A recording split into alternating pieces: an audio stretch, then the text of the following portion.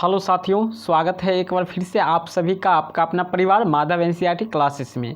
तो साथियों, आज हम लोग देखने वाले हैं अम्ल भस्म एवं लवण चैप्टर का पार्ट 2 वीडियो यानी लास्ट वीडियो देखने वाले हैं। इसी में आपका चैप्टर जो है पूरी तरह से एंड हो जाएगा। अगर क्वेश्चन एक भी पूछा जाएगा तो इससे अलग नहीं रहेगा, एक भी नहीं रहेगा अलग। इसका पार्ट 1 वीडियो भी आप लोग देखना चाहते हैं तो लिंक डिस्क्रिप्शन में, वहाँ से आप लोग देख सकते हैं। और आप लोग इसका PDF लेना चाहते हैं तो टेलीग्राम ज्वाइन कर सकते हैं, जिसका लिंक भी डिस्क्रिप्शन में है।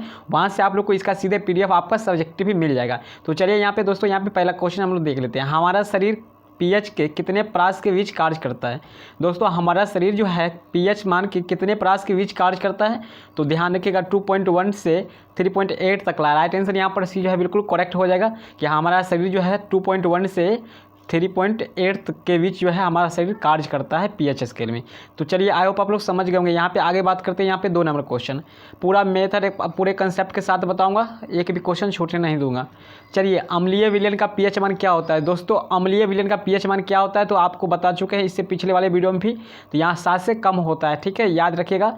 अम्लीय विलयन का pH मान क्या होता है? 7 से अधिक, 7 से कम। और क्या होता है? क्षार का जो होता है pH मान क्या होता है साथियों?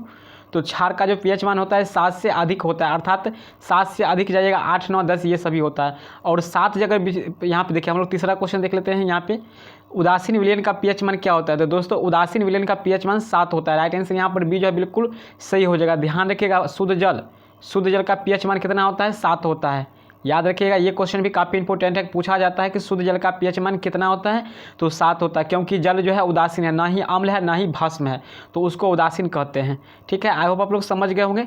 आगे बढ़ते हैं। यहाँ पे 4 नंबर क्वेश्चन। 4 नंबर क्वेश्चन है, निम्नलिखित में से pH यहाँ पे है, pH का कौन सा मान क्षारक विलयन का मान देता है? दोस्तों, pH का क्षारक विलयन, क्षारक का जो होता है क्या होता है? pH मान 7 से अधिक होता है। क्या होता है? 7 से अधिक होता है। तो यहाँ पे 7 से अधिक जो है, यहाँ पे क्या है? 13 है, जो क्या है? एक क्षार है। राइट आंसर यहाँ पर डी जो है बिल्कुल सही हो जाएगा। निम्नलिखित में pH का कौन सा मान क्षारक विलयन का मान देता है? तो हो जाएगा pH मान 13, जो क्षार है। ठीक है, 7 से अधिक जो भी होगा सब क्षार हो जाएगा। आई होप आप लोग समझ गए होंगे। आगे बढ़ते हैं। यहाँ पे देखते हैं अगला क्वेश्चन। ठीक है, यहाँ पे चलते हैं 5 नंबर क्वेश्चन देखते हैं। तो साथियों, 5 नंबर क्वेश्चन है आप लोग को, बेकिंग पाउडर का अनुसूत्र क्या होता है? यहाँ पे बेकिंग पाउडर है या फिर खाने वाला सोडा, या फिर जिसको खाबर सोडा भी कहते हैं। ठीक है, ये खाने वाले सोडा होता है। ठीक है, इसका जो है सूत्र होता है NaHCO3 होता है। राइट आंसर यहाँ पर सी हो जाएगा। ध्यान रखिएगा, बेकिंग पाउडर को ही खाने वाला सोडा कहते हैं। और इसका केमिकल नाम क्या होता है? रासायनिक नाम होता है इसका सोडियम बाइकार्बोनेट होता है। ये बात भी आप लोग ध्यान रखिएगा, क्वेश्चन कहीं से किसी तरह पूछा जाएगा, घुमा फिरा के आप आंसर दे सकते हैं। सोडियम बाइकार्बोनेट होता है। ठीक है, यहाँ पे सोडियम बाइकार्बोनेट इसका केमिकल नाम होता है। ठीक है, आई होप आप लोग समझ गए होंगे। खाने वाला सोडा या खाबर सोडा का भी सूत्र यही होता है, NaHCO3। चलिए आगे बढ़ते हैं। यहाँ पे 6 नंबर क्वेश्चन है, दूध से दही बनने में निम्नांकित में कौन सी क्रिया होती है? तो फ्रेंड्स ध्यान रखिएगा, दूध से दही बनता है तो ये किण्वन होता है। ठीक है, राइट आंसर यहाँ पर सी जो है किण्वन की प्रक्रिया होती है। ठीक है, और याद रखिएगा, दूध से दही यानी दही में कौन सा अम्ल होता है, ये बात भी ध्यान रखिएगा कि दही में कौन सा अम्ल होता है? तो लैक्टिक अम्ल होता है। ठीक है, दही में जो होता है लैक्टिक अम्ल होता है, ये बात ध्यान रखिएगा। और किस जीवाणु के कारण दही जमता है यानी थक्का बनता है? तो लैक्टोबैसिलस, ये भी थोड़ा ध्यान रखिएगा। इससे क्वेश्चन जो है इस तीनों में से कुछ न कुछ रहता है। जैसे दही में कौन सा अम्ल? तो लैक्टिक अम्ल। दही बनने में कौन सी क्रिया या कौन सा विधि होता है? तो किण्वन होता है। आई होप आप लोग समझ गए होंगे। 7 नंबर। चलिए दोस्तों, यहाँ पे 7 नंबर क्वेश्चन है, 1 विलियन लाल लिटमस पत्र को नीला करता है, उसका pH मान क्या होगा? दोस्तों, यहाँ पे pH है, H है। pH मान क्या होता है? जो लाल लिटमस पत्र को नीला कर देता है वो होता है क्षार। ठीक है, जो लाल को नीला करता है उसको क्या कहते हैं? क्षार कहते हैं। और क्षार का pH मान कितना होता है आप लोग को बता चुके हैं, 7 से क्या होता है? अधिक होता है। सॉरी, यहाँ पे 7 से अधिक यानी 14 तक होता है। तो 7 से अधिक यहाँ पे 10 है, तो डी ऑप्शन में बिल्कुल करेक्ट हो जाएगा कि जो लाल लिटमस पत्र को नीला करता है उसको क्षार कहते हैं, जिसका pH मान 7 से अधिक, अर्थात यहाँ पे 10 है, 7 से अधिक, इसलिए 10 हो जाएगा आंसर। चलिए 8 नंबर क्वेश्चन है, निम्नलिखित में किसे रसायनों का राजा कहा जाता है? तो दोस्तों, काफ़ी इंपॉर्टेंट क्वेश्चन है। इस क्वेश्चन का राइट आंसर क्या हो जाएगा? तो यहाँ पे हो जाएगा सी हो जाएगा। ठीक है, सी हो जाएगा। इसका केमिकल नाम क्या होता है? तो यहाँ पे होता है सल्फ्यूरिक अम्ल होता है। इसको बैटरिक अम्ल भी कहा जाता है। ध्यान रखिएगा, बैटरिक अम्ल का सूत्र क्या होता है? तो H2SO4 होता है। चलिए दोस्तों, अगर चैनल पहली बार है तो चैनल को सब्सक्राइब करें, बेल आइकन को भी प्रेस कर लीजिएगा। आप लोग को 1 मई से सारे सब्जेक्टिव आपको लाइव क्लास भी देने वाले हैं, तो इसके लिए अगर अभी तक सब्सक्राइब नहीं किया, सब्सक्राइब करके बेल आइकन को भी प्रेस कर लीजिएगा। चलिए दोस्तों, लाइक कर दीजिए, वीडियो को लाइक ठोक दीजिए, आपकी लाइक से कोई घाटा नहीं होती है। चलिए लाइक ठोकिए। चलिए यहाँ पे 9 नंबर क्वेश्चन है आपके सामने, POH × NO3 किस प्रकार का लवण है? दोस्तों, यहाँ पे ध्यान रखिएगा, Pb जो है क्या है? यहाँ पे एक धातु है, लेड है, जिसको लेड कहते हैं, लेड। ठीक है, इसको क्या कहते हैं? इसको लेड कहते हैं। लेड यानी यहाँ पे शीशा होता है, तो ये जो है धातु है। और धातु का ऑक्साइड, यहाँ OH मतलब ऑक्साइड है। धातु का ऑक्साइड जो होता है भस्मीय होते हैं, अर्थात भास्मिक लवण है। बी ऑप्शन जो है बिल्कुल करेक्ट हो जाएगा कि धातु के जो होते हैं, धातु का जो है ऑक्साइड भस्मीय होते हैं। तो आई होप आप लोग समझ गए होंगे, यहाँ पे भस्मीय लवण हो जाएगा, बी ऑप्शन करेक्ट हो जाएगा। चलिए आगे बढ़ते हैं। यहाँ पे 10 नंबर क्वेश्चन, सोडियम क्लोराइड के जलीय विलयन से विद्युत धारा प्रवाहित करने पर यह वियोजित होकर सोडियम हाइड्रोक्साइड बनाता है। इस प्रक्रिया को क्या कहते हैं? तो साथियों इस प्रक्रिया को क्या कहते हैं? तो क्लोरो क्षार अभिक्रिया कहते हैं। राइट आंसर यहाँ पर ए जो है बिल्कुल सही हो जाएगा। इस टाइप का क्वेश्चन भी कभी कभी पूछा जाता है, इतना लंबा लॉन्ग टाइप से भी, तो ए मारिएगा ऑप्शन। चलिए यहाँ पे 11 नंबर क्वेश्चन है, सोडियम कार्बोनेट के जलीय घोल में मिथाइल ऑरेंज का घोल मिलाने पर घोल का रंग परिवर्तित होकर कैसा हो जाता है? तो साथियों इसका जो राइट आंसर हो जाएगा, क्या हो जाएगा इसका राइट आंसर? तो इसका जो हो जाता है दोस्तों राइट आंसर यहाँ पे हो जाएगा येलो हो जाएगा, यानी पीला हो जाएगा। ठीक है, राइट आंसर यहाँ पर ए हो जाएगा, बिल्कुल सही हो जाएगा कि सोडियम कार्बोनेट जो है जिसका सोडियम कार्बोनेट जिसका सूत्र क्या होता है दोस्तों, ये भी ध्यान रखिएगा, CaCO3 होता है, जिसको संगमरमर भी कहा जाता है। इसके घोल में जब मिथाइल ऑरेंज का घोल मिलाने पर घोल का रंग जो है पीला में परिवर्तित हो जाता है, पीला हो जाता है। चलिए यहाँ पे 12 नंबर जो है इंपॉर्टेंट क्वेश्चन है, ये भी काफ़ी बार पूछा जा चुका है कि किसी कोलाइडी विलयन में निलंबित कणों से प्रकाश के प्रकीर्णन को क्या कहते हैं, को कहा जाता है? टिंडल प्रभाव कहा जाता है। ध्यान रखिएगा यहाँ पर सी, आप लोग को सब्जेक्टिव अगर पूछा जाएगा और ऐसा ऑब्जेक्टिव रहेगा तो आप लोग टिंडल प्रभाव क्या है, तो इसका आंसर आप लोग यही लिखिएगा कि किसी कोलाइडी विलयन में निलंबित कणों से प्रकाश के प्रकीर्णन को कहा जाता है। क्या कहा है? प्रकाश के प्रकीर्णन को टिंडल प्रभाव कहा जाता है। आई होप आप लोग समझ गए होंगे। आगे बढ़ते 13 नंबर क्वेश्चन।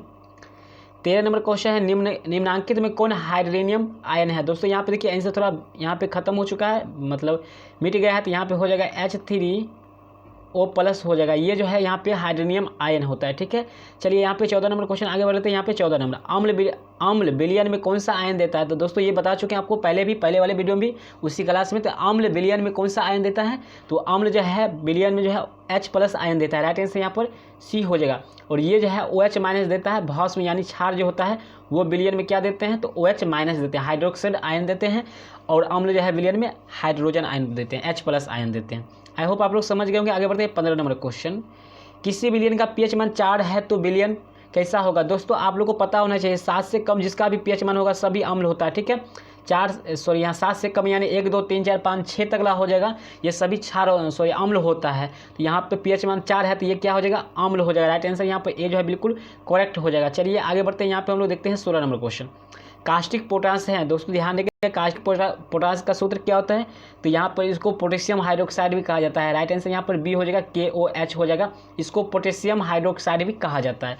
चलिए इसी प्रकार क्वेश्चन यहाँ पे नीचे है, कास्टिक सोडा क्या है? तो कास्टिक सोडा यानी सोडियम हाइड्रोक्साइड होता है। राइट आंसर यहाँ पर ए जो है बिल्कुल सही हो जाएगा, NaOH हो जाएगा, इसका सूत्र हो जाएगा option number A, NaOH sodium hydroxide, इसको कहते हैं कास्टिक सोडा। ठीक है, आगे बढ़ते हैं। यहाँ पे 18 नंबर क्वेश्चन है, बेकिंग सोडा का रासायनिक सूत्र क्या होता है? दोस्तों आप लोग को पीछे भी बता चुके हैं कि बेकिंग सोडा का रासायनिक सूत्र क्या होता है।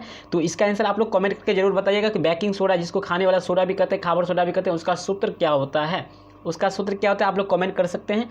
तो चलिए यहाँ पे हम लोग आगे बढ़ते हैं। यहाँ पे देखते हैं 19 नंबर क्वेश्चन। देखिए काफ़ी लाजवाब क्वेश्चन है, काफ़ी इंपॉर्टेंट क्वेश्चन भी है ये। देखिए पैरामेडिकल में भी क्वेश्चन पूछा जाता है। ठीक है, इस टाइप का क्वेश्चन जो है पैरामेडिकल डेंटल पॉलिटेक्निक ITI में भी पूछा जाता है कि एक्वा रेजिया मिश्रण में HCl एवं HNO3 का अनुपात होता है, कितना होता है? तो यहाँ पे HCl के जो होते हैं 3 अणु होते हैं, और HNO3 जिसको नाइट्रिक अम्ल कहते हैं उसका 1 होता है, अर्थात 3:1 जो है ऑप्शन ए है बिल्कुल करेक्ट हो जाएगा, 3:1 हो जाएगा। HCl एवं HNO3 का अनुपात यानी हाइड्रोक्लोरिक अम्ल, HCl को कहते हैं हाइड्रोक्लोरिक अम्ल और HNO3 कहते हैं नाइट्रिक अम्ल कहते हैं, दोनों का अनुपात 3:1 होता है। अर्थात HCl का जो होता है 3 अणु और HNO3 का जो होता है 1 होता है। चलिए 20 नंबर क्वेश्चन है, भोजन को पचाने में सहायक होने के लिए पेट में एक द्रव होता है स्राव। देखिए एक जो है द्रव का स्राव होते रहता है, जिसमें रहता है क्या रहता है? एक रस का स्राव होते रहता है जिसमें अम्ल रस रहता है, जिसका सूत्र होता है HCl होता है, हाइड्रोक्लोरिक अम्ल होता है, जो क्या है अमाशय में स्राव होता है। ठीक है, इसकी क्या भूमिका है? ये क्वेश्चन पूछा भी जाता है कि अमाशय में अम्ल रस की क्या भूमिका है, ये हम लोग सब्जेक्टिव में बता देंगे ये इसका क्या भूमिका होता है। चलिए आगे बढ़ते हैं। यहाँ पे लास्ट और अंतिम क्वेश्चन देखते हैं 21 नंबर कि लिटमस विलयन बैंगनी रंजक होता है जो निम्न में किससे निकाला जाता है? देखिए काफ़ी इंपॉर्टेंट क्वेश्चन, ध्यान रखिएगा। लिटमस विलयन बैंगनी रंजक होता है जो निम्न में किससे निकाला जाता है? तो लाइकन से निकाला जाता है। राइट आंसर ए जो है बिल्कुल सही होगा। तो दोस्तों ये वीडियो आपको कैसा लगा? वीडियो काफ़ी इंपॉर्टेंट था क्लास ये, तो वीडियो पसंद लगा तो लाइक कर दीजिएगा, दोस्तों के साथ शेयर भी कर दीजिएगा। तो यहाँ पे आप लोग 1 मई से तो लाइव क्लास लेंगे होगा ही। तो चलिए मिलते हैं फिर से अगले वीडियो में, तब तक के लिए बस धन्यवाद।